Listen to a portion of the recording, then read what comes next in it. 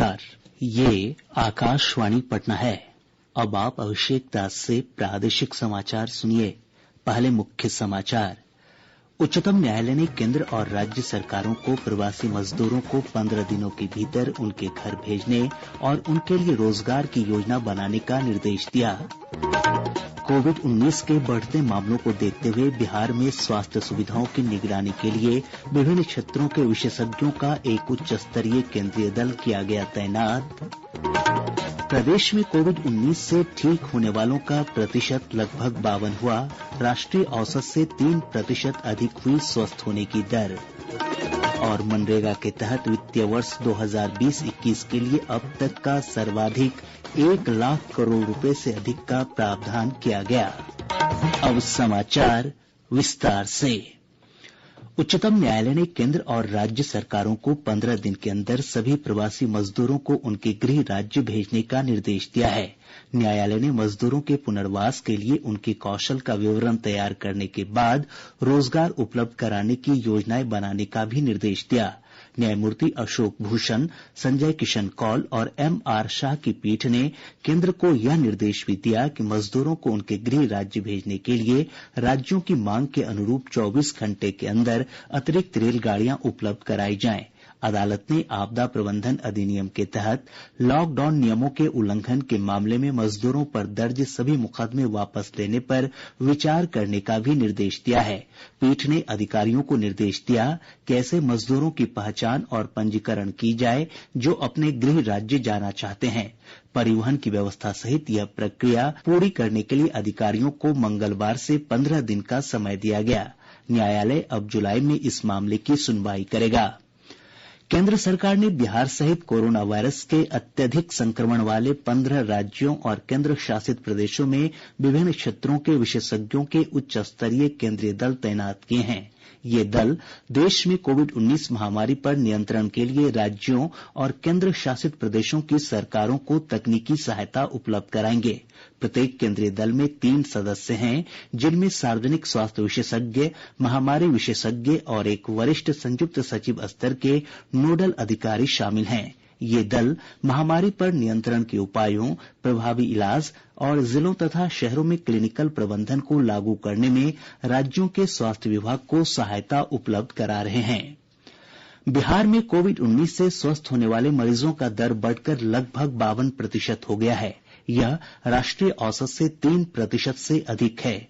स्वास्थ्य विभाग से प्राप्त जानकारी के अनुसार अब तक 2770 मरीजों को उपचार के बाद अस्पतालों से छुट्टी दी जा चुकी है। सक्रिय मामलों की संख्या 2560 है। वहीं इस महामारी से अब तक 33 लोगों की मौत हुई है। इधर प्रदेश में आज कोविड-19 के 117 नये मामलों की पुष्टि के साथ ही संक्रमितों की संख्या बढ़कर 5364 हो गई है। आज सबसे अधिक नवादा से 16 मामले सामने आए हैं। मधेपुरा से 15, भागलपुर से 14, कैमूर से 11, सहरसा और बेगूसराय से 8 और नालंदा से 6 मरीज पॉजिटिव पाए गए। दरभंगा और सारण से 5, बक्सर, जहानाबाद, सुपौल और वैशाली से 4, औरंगाबाद तथा मुंगेर से 3 और शेखपुरा से 2 मामले की पुष्टि हुई है। इसके अलावा कटिहार, खगड़िया, लखीसराय, पटना और समस्तीपुर से 1 मामले पॉजिटिव पाए गए हैं। स्वास्थ्य विभाग के सचिव लोकेश कुमार सिंह ने बताया कि 3 मई के बाद दूसरे राज्यों से बिहार लौटे 3853 लोग कोविड-19 संक्रमित पाए गए हैं। देश में अब तक कोविड-19 से 1,29,215 लोग स्वस्थ हो चुके हैं। ठीक होने वाले रोगियों की दर 48.46% हो गई है। पिछले 24 घंटे में 4,785 रोगी ठीक हुए हैं। स्वास्थ्य मंत्रालय के अनुसार पिछले 24 घंटों के दौरान 9,987 लोग संक्रमित हुए। इसके साथ ही संक्रमित लोगों की संख्या 2,66,598 हो गई है। यह किसी एक दिन में अब तक सबसे अधिक वृद्धि है। पिछले 24 घंटे के दौरान 266 लोगों की मृत्यु के साथ ही मृतकों की संख्या 7,466 हो गई। देश में अब मृत्यु दर 2.80% हो गई है। नई दिल्ली स्थित अखिल भारतीय आयुर्विज्ञान संस्थान एम्स के डॉक्टर राकेश गर्ग ने कहा कि कोविड-19 के संक्रमण का प्रसार एक ऐसे व्यक्ति से होता है जिसने यात्रा की हो और साथ ही वह संक्रमित व्यक्ति के संपर्क में आया हो। सबसे ज्यादा मायने वाली चीज ये रखती है कि हम कोविड-19 की सस्पिशन उस पर ज्यादा डिपेंड करेंगे अगर उसकी कुछ ऐसी जगह से ट्रेवल की हिस्ट्री है जहां पर पॉजिटिव केसेस थे, एंडेमिक एरिया था, या फिर उनका ऐसे कांटेक्ट हुआ है किसी पेशेंट से जो ऑलरेडी पॉजिटिव था, ये सस्पेक्ट था, या फिर ऐसे पेशेंट की जो देखभाल कर रहा है जो कि पॉजिटिव है, ये सस्पेक्ट है। तो अगर ये हिस्ट्री पॉजिटिव है और साथ में सिम्टम्स भी हैं तो उसमें चांसेस कोविड-19 के होने के रहते हैं। फिल्म अभिनेता संजय मिश्र ने कोविड-19 से बचने के लिए सुरक्षित दूरी का पालन करने की अपील की है। कोरोना वायरस की ऐसी कोई दवा हम तक नहीं पहुंची, सिर्फ सोशल डिस्टेंस ही कोरोना वायरस से लड़ने का एक तरीका है और यही इसकी दवा भी। इसलिए मैं आपसे निवेदन करता हूं कि आप जहां रहें अपने घरों में रहें, साफ सफाई का ध्यान रखें और कोरोना वायरस के इस परिस्थिति से लड़ने में अपनी सरकार की, देश की शांतिपूर्वक मदद कीजिए। महात्मा गांधी राष्ट्रीय ग्रामीण रोजगार गारंटी योजना मनरेगा के तहत वित्तीय वर्ष 2020-21 के लिए 1 लाख करोड़ रुपए से अधिक का प्रावधान किया गया है। इस कार्यक्रम के तहत पहली बार इतनी बड़ी राशि का प्रावधान किया गया है।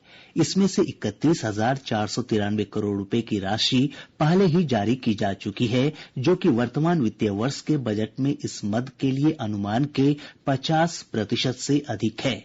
अब तक कुल 60 करोड़ 80 लाख दिवस का रोजगार सृजित किया गया है और 6 करोड़ 69 लाख कामगारों को काम दिया गया है। इस वर्ष मई में जिन लोगों को काम दिया गया था उनकी औसत संख्या 2 करोड़ 51 लाख प्रतिदिन है। यह पिछले साल मई में दिए गए काम से 73% अधिक है। केंद्रीय ग्रामीण विकास मंत्री नरेंद्र सिंह तोमर ने बताया कि मनरेगा का बजट बढ़ाया गया है। मनरेगा का इस वर्ष का बजट 61,000 करोड़ रुपया था, लेकिन कोविड के संकट को देखते हुए माननीय नरेंद्र मोदी जी ने 40,000 करोड़ रुपए का एक मुश्त आवंटन बढ़ाया। अब मनरेगा का जो कुल बजट है 1,01,500 करोड़ रुपया है। अभी तक 33,000 करोड़ रुपए की स्वीकृतियां प्रदान कर दी गई है। 31,500 करोड़ रुपए की राशि अभी तक जारी कर दी गई है। 61,000 करोड़ मानव दिवस सृजित हुए और कुल मिलाके अभी 6 करोड़ 70 लाख मजदूरों को जॉब ऑफर दिए गए और 3 करोड़ से ज्यादा मजदूर अभी मनरेगा के अंतर्गत काम कर रहे हैं।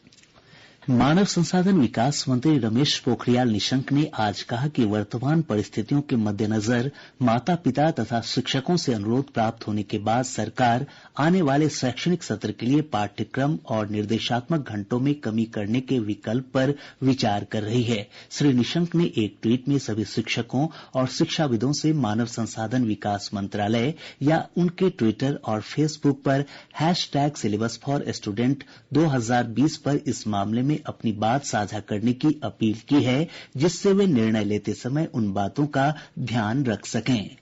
प्रादेशिक समाचार आप आकाशवाणी पटना से सुन रहे हैं। प्रदेश में लगभग 2.5 महीने बाद आज से ऑनलाइन दाखिल खारिज का काम शुरू हो गया है। राजस्व विभाग के विशेष सचिव श्यामल किशोर पाठक ने बताया कि अब अंचल स्तर से ही म्यूटेशन का काम ऑनलाइन होगा। सभी अंचलाधिकारियों को इस संबंध में काम शुरू करने और लंबित मामलों को जल्द निपटाने के निर्देश दिए गए हैं। श्री पाठक ने कहा कि ऑनलाइन दाखिल खारिज से संबंधित काम के लिए दस्तावेजों की अपलोडिंग का काम भी शुरू कर दिया गया है।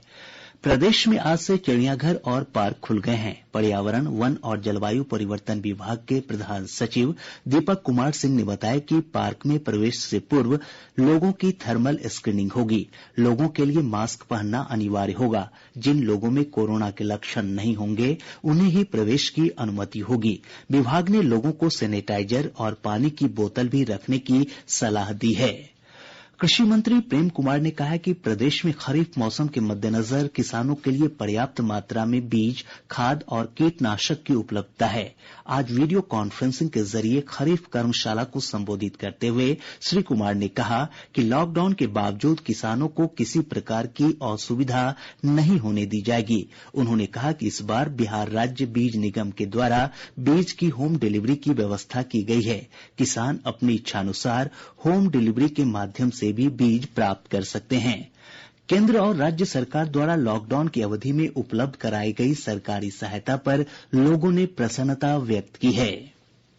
हमारा नाम है मदन मंडल, जिला समस्तीपुर, गांव बास्तेपुर। मनरेगा तरफ से काम कर रहे हैं, है ना। हमको गैस मिला है, जनधन वाला पैसा मिला है, उसमें अनाज भी वितरण हुआ है, वो भी मिल गया है। मोदी जी के धन्यवाद। मैं रामनाथ पांडे, ग्राम बिंजी, जिला कटिहार का एक किसान हूँ। मुझे किसान सम्मान निधि योजना के तहत केंद्र सरकार के द्वारा मेरे खाते में राशि दिया गया है। मैं बहुत खुश हूँ। मेरा नाम बिट्टू कुमार है। मैं जहांगीरपुर बंजरिया का रहने वाला हूँ। मुझे राशन मिला है और पैसा 1000 रुपये मिला है, इसलिए मैं प्रधानमंत्री और मुख्यमंत्री को तहे दिल से धन्यवाद करता हूँ। दूसरे राज्यों से प्रवासी कामगारों के बिहार लौटने का सिलसिला समाप्ति की ओर है। आज राजस्थान और तमिलनाडु से एक एक ट्रेन 3300 यात्रियों को लेकर पहुंच रही है। प्रदेश में 1 जून से अनलॉक के प्रथम चरण के तहत नियमों के उल्लंघन के मामले में अब तक 38 लोगों को गिरफ्तार किया जा चुका है। 18 प्राथमिकियां दर्ज की गई हैं। 7314 वाहन जब्त किए गए हैं। साथ ही 2 करोड़ रुपए से अधिक की राशि जुर्माने के रूप में वसूली गई है।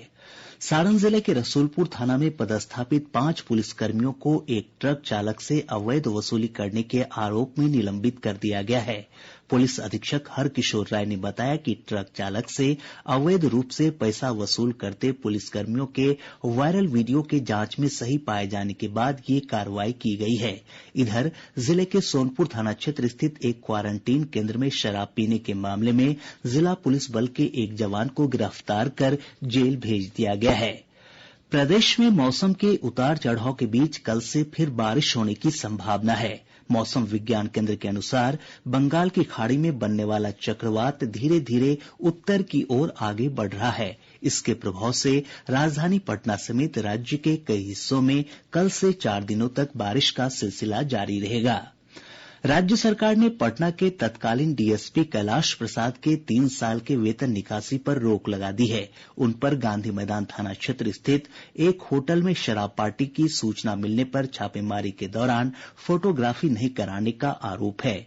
अररिया जिले के पलासी थाना क्षेत्र के कनखुदिया गांव में पुलिस ने छापेमारी कर एक मिनी गन फैक्ट्री का उद्भेदन किया है। मौके से निर्मित अर्धनिर्मित हथियार और हथियार बनाने के उपकरण के साथ एक महिला सहित 6 आरोपियों को गिरफ्तार किया गया। शिवहर पुलिस ने विशेष अभियान के तहत विभिन्न मामलों में वांछित 31 अभियुक्तों को गिरफ्तार किया है। दरभंगा के डाक अधीक्षक कार्यालय में आज से सुकन्या समृद्धि खाता खोलने के लिए 3 दिवसीय अभियान की शुरुआत हुई है।